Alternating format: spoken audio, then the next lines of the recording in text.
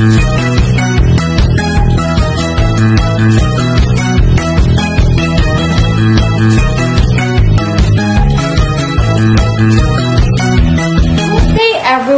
I am Rosemary P. Bustamante from BEd4A and I'm going to discuss about gene therapy.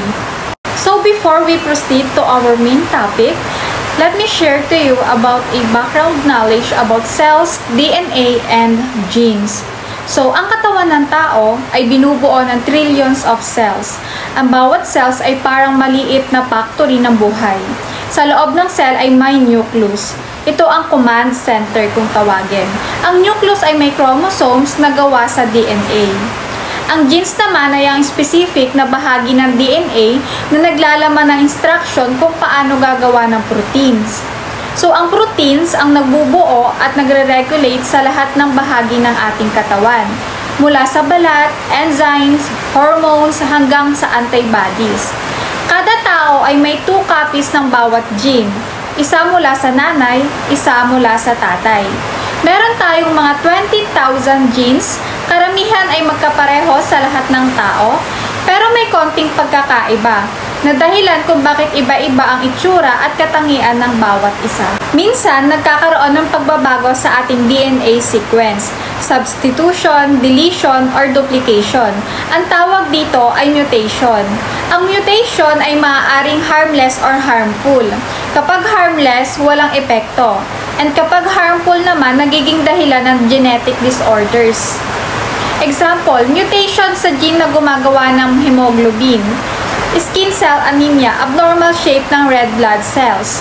Nagiging mahina at madaling mamatay. And mutation naman sa gene para sa insulin, kulang o walang insulin, ito naman yung diabetes mellitus. What is gene therapy?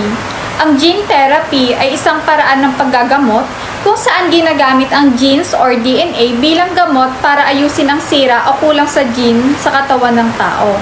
Layunin nito na gamutin ang mismong ugat ng sakit or mutation sa gene, hindi lang ang sintomas nito. Ginagawa ito sa pamamagitan ng pagpapalit, pag-disable o pagdadagdag ng bagong gene sa loob ng cells. So sa madaling salita, ang gene therapy ay parang pang-repair ng sirang instruction sa DNA. Kung may sakit dahil sa defective gene, papalitan o dadagdagan ito ng tama at healthy gene para gumana ulit ng normal ang katawan. So isa sa example nito, kung hindi makagawa ng insulin ang pancreas dahil sa mutation, pwedeng maglagay ng gene na tutulong gumawa ng insulin para sa diabetes. Now let's move to approaches to gene therapy. There are 3 approaches to gene therapy. First is replacing a disease-causing gene with a healthy copy. Kung ang gene ay defective, papalitan ng normal gene. So for example, sa SSID or Severe Combined Immunodeficiency, defective ang gene para sa immune system. Kapag napalitan ng healthy gene, nagiging normal ulit ang production ng immune cells. Second is inactivating a disease-causing gene that is not functioning properly. Kung ang isang gene ay nagiging harmful, pwedeng patigilin or i-silence ang function nito. Example is yung cancer. Pwedeng i-block yung oncogene or gene na nagpapalakas ng tumor growth. And lastly is introducing a new or modified gene to help treat a disease. So dito, nagdadagdag ng bagong gene para tumulong gumawa ng protein na kailangan ng katawan. So halimbawa sa diabetes, maaaring mag-introduce ng gene para makagawa ng insulin sa pancreas natin. There are 2 types of gene therapy. First is somatic gene therapy and second is germline gene therapy. First, somatic gene therapy. Ang somatic gene therapy ay isang uri ng gene therapy kung saan ang somatic cells, ibig sabihin mga cells sa katawan na hindi germ cells, kagaya ng sperm o egg, ang nilalagyan ng bagong gene. Ang epekto ng therapy na ito ay para lamang sa mismong pasyente at hindi ito na ipapasa sa anak. Ginagamit ito para ayusin ang defective gene na nagdudulot ng sakit ng katawan. Paano ba ito gumagana? Una, kukunin ang healthy gene. Ipapasok ito sa vector at ipapadala sa target somatic cells ng pasyente. Halimbawa cells at iba pa. Pagkapasok ng gene, gumagawa ito ng tamang protein para mawala o bumuti ang kondisyon ng pasyente. Isa sa halimbawa nito ay ang hemophilia. Dati, dahil kulang sa clotting factor, laging dumudugo ang pasyente. Pero sa pamamagitan ng somatic gene therapy, nagdadagdag ng gene sa liver cells para makagawa ng clotting factor. Nakokontrol nito ang pagdurugo. Second is germline gene therapy. Ang germline gene therapy ay isang uri ng gene therapy kung saan ang germ cells katulad ng sperm, egg o embryo ay nilalagyan ng healthy gene. Ang pagkakaiba nito sa somatic gene therapy ay permanent ang effect. Dahil nasa germ cells, lahat ng susunod na generations, anak, apo, or iba pa ay mamamana ang healthy gene. Mas risky at controversial kasi nababago na mismo ang hereditary material ng tao. So, paano ba ito gumagana? Una, ini-edit o pinapalitan ang defective gene sa sperm cell, egg cell o embryo bago ito lumaki bilang tao. Pangalawa, kapag naipanganak ang baby, dala na niya ang normal gene. Ang magandang effect nito, hindi lang siya kundi ang pati ang future generations ay wala ng genetic defect na iyon. Isa sa mga halimbawa, kung ang embryo na may cystic fibrosis ay lalagyan ng healthy gene, lalaki siyang walang sakit at hindi na rin maipapasa sa magiging anak niya. Good day everyone, I am Mia Clarissa Elsikig and my topic is Gene Therapy Strategies.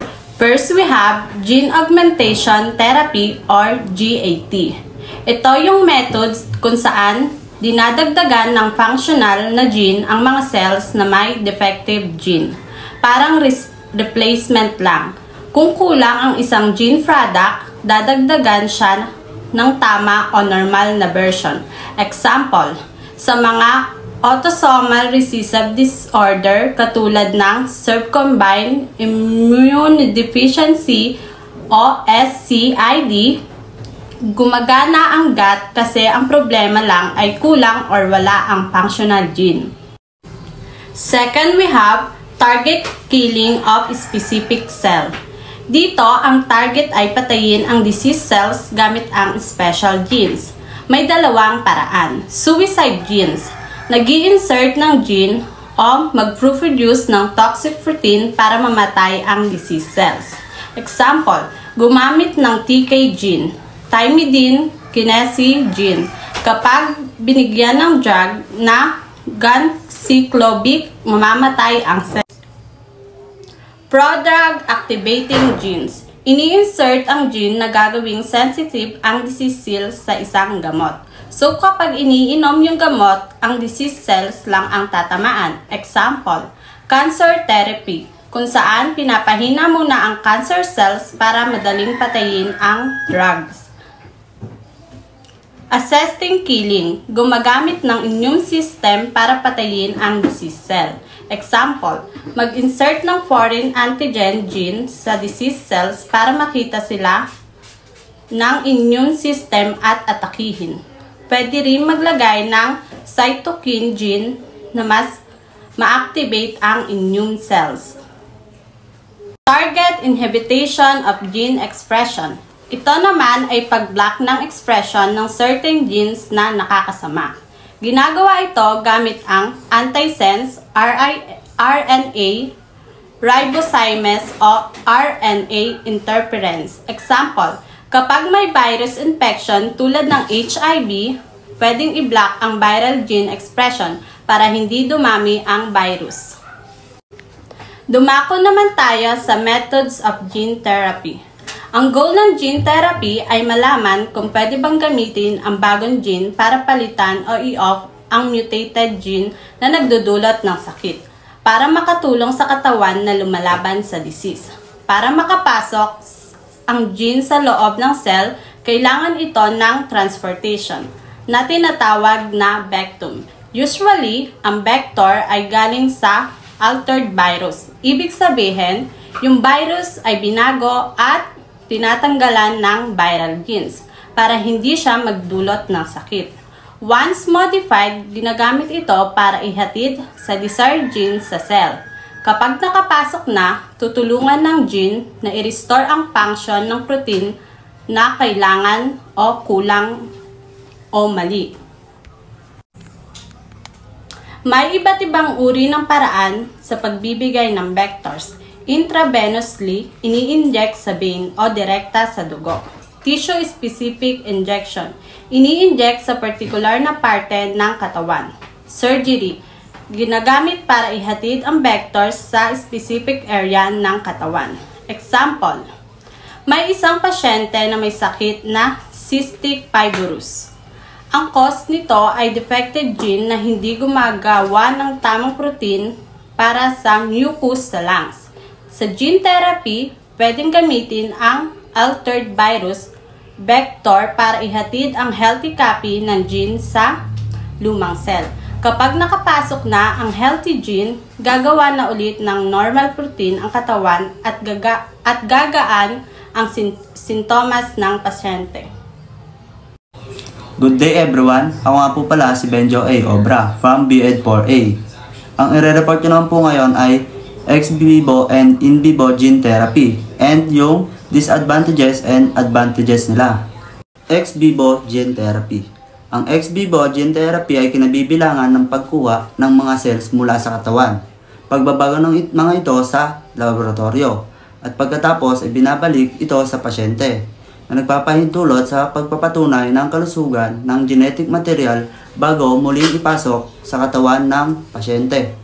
Paano nga ba ang proseso ng gene therapy? Una is ang cells ay inaalis sa pasyente.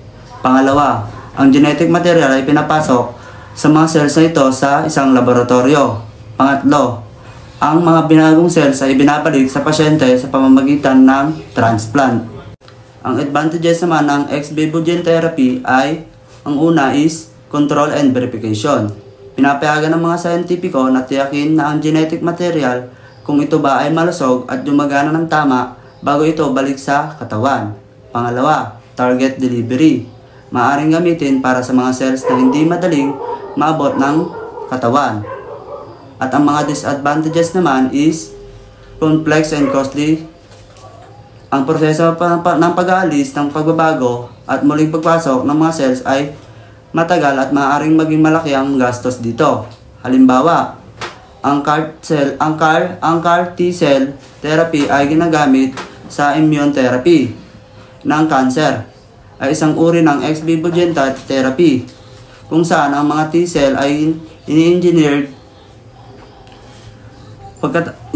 sa labas ng katawan at pagkatapos ay binabalik sa pasyente sa pamamagitan ng pagpasok ng mga cells. Next naman is in vivo gene therapy. Ang in vivo gene therapy ay direktang nagpapasok ng genetic material sa katawan ng pasyente gamit ang pamamaraan tulad ng mga injection upang ihatid ito sa mga target cell.